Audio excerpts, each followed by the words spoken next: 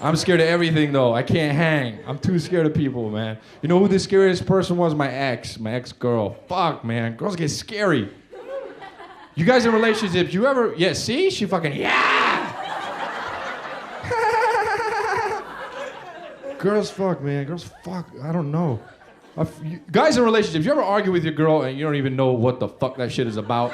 How does that happen? I feel like when my ex, I felt like when we argued like I was in an M. Night Shyamalan movie or some shit. I was be like, hold on, was I really the bad guy the whole fucking time? How the fuck? I'm trying to rewind this shit. I'm like, rewind it. I was wearing a raincoat. Yeah, fuck. Why is there blood on my hands? Fuck. I feel like sometimes women have an argument quota that they need to fill per month. Look, you know, right? And here's the thing, if they don't reach a quota by the end of the month, guess what? Fuck you. That's crunch time. You will get that quota by any means necessary. The last 3 days of the month, you dudes are fucked, man. That's what as a dude, you're just hanging out having a good time, and then bam, they'll hit you with it. You'll be like, you know what, baby? I love cheesecake. She'll be like, what the fuck is that supposed to mean? Seriously? Seriously? Seriously? Seriously? Seriously? Serious? Do you know how fucking stupid you look?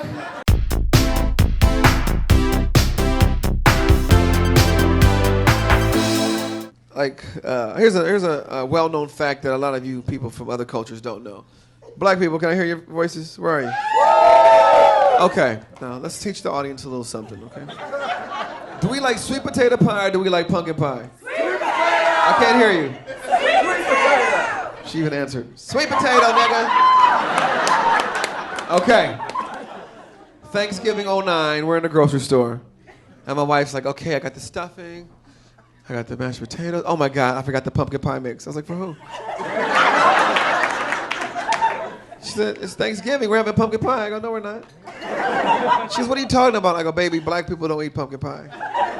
She's like, what? I said, we don't eat pumpkin pie. She goes, you're making that up. I said, niggas don't eat pumpkin pie.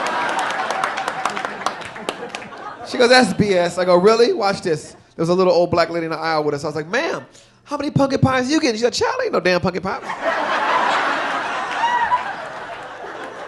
We don't eat pumpkin pie, ladies and gentlemen, okay? You could even send pumpkin pies to Haiti if you wanted to. Sir, you're trapped under all this devastation. Is there anything I can get you? Food. All we have is pumpkin pie. No! No. Why would you bring pumpkin pie to this country? Are you a terrorist? Are you trying to kill all of these beautiful black people? Go away right now, white man. Before I tell Wyclef. Bullshit, man. But y'all weather is beautiful though. It's so perfect. I don't know how y'all don't go crazy. Well, y'all do go crazy. But it's so perfect all the time. I realized I love this weather when I went home recently and was watching a football game with some of my homies, and I realized that there's no manly way to ask for a blanket. There's no manly way to tell your thug friend your toes cold, brother. Furthermore, through hands-on research, there's no manly way to be the only man in a room full of men under a blanket and comfortable. You like meeting new people? What's up, dog? Name's Chris. It's 300 count, nigga. This is nice. When I'm not doing comedy, sometimes I slang drinks. I'm a cocktail server. And I straight up hate that about myself. No, because I know I'm doing the best at my job as a cocktail server when I'm making everybody else around me the worst versions of themselves. It's true. Like, it's like not a job like I feel comfortable bragging about. Like, cops, they have cool jobs. They get to like bust perverts, save lives, shoot people without consequences. I can't do anything like that. My mom always asks me, like, how was work last night? And like, I have to try to think of things to be proud of, you know? I'm like, well, I got 2 people blacked out. One guy tripped and fell after he cheated on his wife. I served him. That was me. Those were the doubles I suggested. Yeah, people always want drink recommendations from me. It's usually girls, too. They're like, what should I drink? What shot should I take? What should I... Like, why are you melting? But I mean, I don't know how to respond to that. I associate alcohol with every major mistake I've ever made in my life, right? So, like, all I can think of to say is, like, if you don't want to wake up sore tomorrow, don't get the Bill Cosby special. Okay. My name is Chris. I've moved to LA recently, and it's weird because where I come from, no one cares that I sound like this. But I've moved here and I've realised that you guys care too much that I sound like this. It's quite creepy at times. I open my mouth and an American always goes, "Oh my God, your accent, it's so charming. It's so charming when you talk." And I'm there going, "Really? What movies are you watching?" Because every time I watch a movie and there's someone in it that sounds like me, it's never charming. It is the voice of pure evil. It's never like, "Would you like a scone?" It's always like, burn them all. Steal their land and burn them all, sire. So either your accent's charming, or the other one you guys love to chuck at me is, which part of Australia do I come from? I was like, clearly I don't come from Australia. Does it look like these jeans unzip and turn into shorts? No. These are British trousers, thank you very much. I never feel more British than when I'm driving my car in Los Angeles. I feel very British when I'm in my car here. Especially when the light goes yellow. Because like a chump, I'm there going, "Oh, it's probably time to slow down." You guys going, "Probably time to speed up, buddy." A yellow is basically a green if you narrow your eyes and you believe in yourself, so...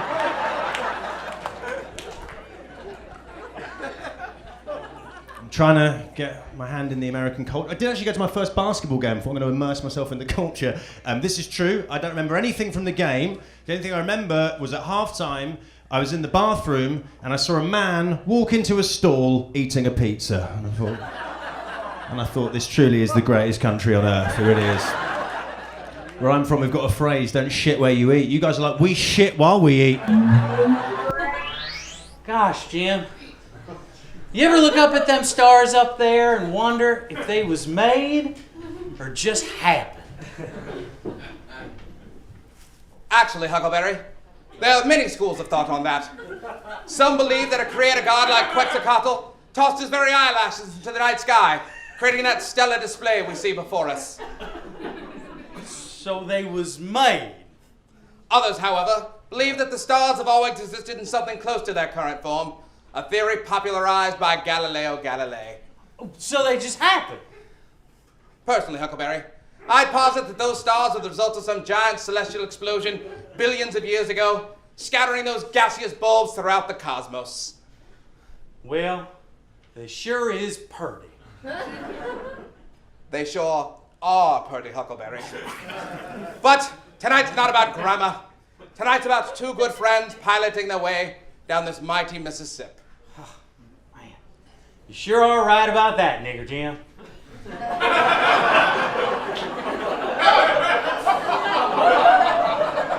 Hey, we're going in circles. Huckleberry, I've been meaning to talk with you about calling me that. Jim's your name, nigger Jim. No, Huckleberry, the word nigger, it's not a word that describes me, but merely a label that was thrust upon me. Oh, heck, Jim. People call me Huckleberry. They don't think I'm some giant barrel-witted Douglas using them nasty old pies. No, Huckleberry, it's different. It's just that now that we're free, hearing that word just reminds me of my days in slavery. I know how that goes. Slaving away in that schoolhouse, slapping them erasers together till my face was so white. Huckleberry, it's different. Remember our discussion about literal and figurative language? Oh, yeah. Yeah, I remember that like it was yesterday. Well, Huckleberry, that is an example of both because it was indeed yesterday. I was trying one of them smileys you told me. The word is similes, Huckleberry. Listen, do not use the word nigger, Huckleberry. It's an awful, hateful word. Don't use that word. Hey, fine. Jeez. You know, for someone who don't like that word, you sure do use it an awful lot. I have no idea what you're talking about, You Huckleberry. just used it yesterday. It's an awful word. It makes When a we man was feel running small. from the Dauphin. Cuts into us very quick. It's You used it ridiculous. to describe that guy came up and started throwing corn pone at our heart attack. Well, that was one crazy nigger, Huckleberry. It's different, Huckleberry. All to wrest it back from my oppressors. I'm trying to wrest it back from the guy who oppressed us by throwing corn pone at our hardtack. You can't do that, Huckleberry. You are one of the oppressors. Oh. Okay. You know, you always told me a man should be judged by the content of his character, not the color of his skin. I ain't never oppressed nobody but some ain'ts with a magnifying glass.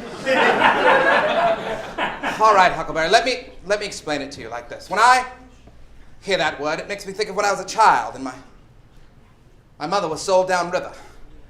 Makes me think of those years working in Tarrington's fields with the cotton thorns prying their way underneath my fingernails. Makes me think of when my good friend Toby was tied to that slave master's post and whipped until the blood pooled around his ankles. When I hear that word, Huckleberry, it makes me think of hate and rage and pain, and makes me wish that my friends, Huckleberry, men like you, would instead of calling me that hateful word, call me what I deserve to be called. Call me Mr. Jim.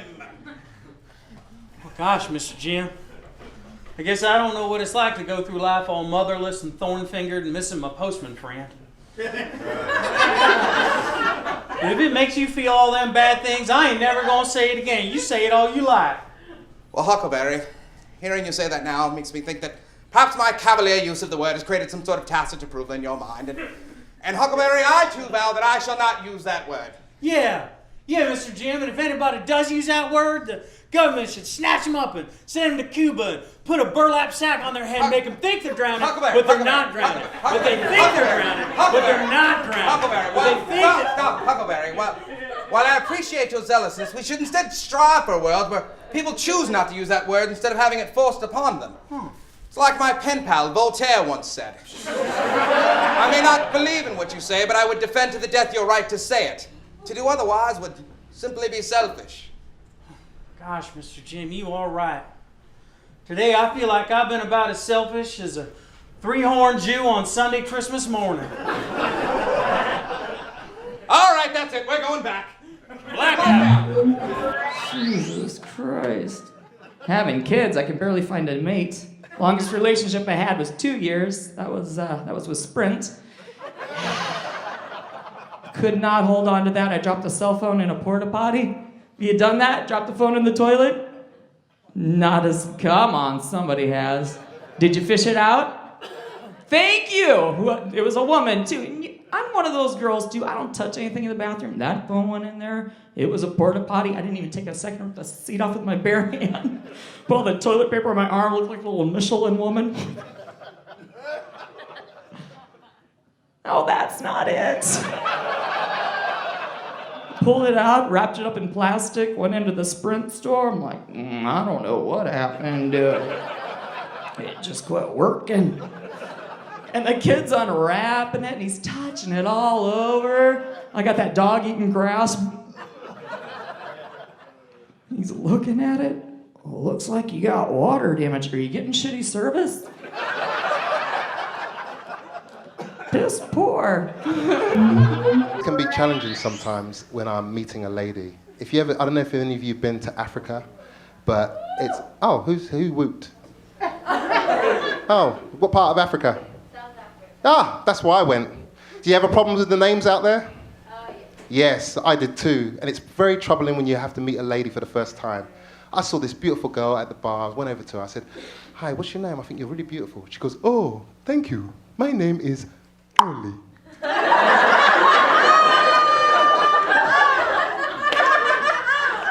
Now, I didn't want to get it wrong twice. So I said, "I'm sorry. How do you spell that?" She goes, "Oh, exo like Oli."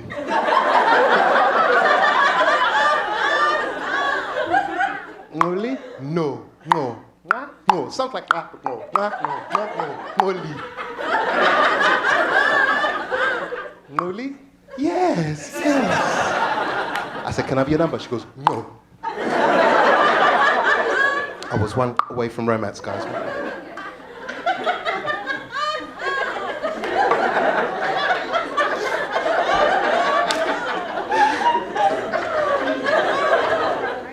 I love your laugh, I really do.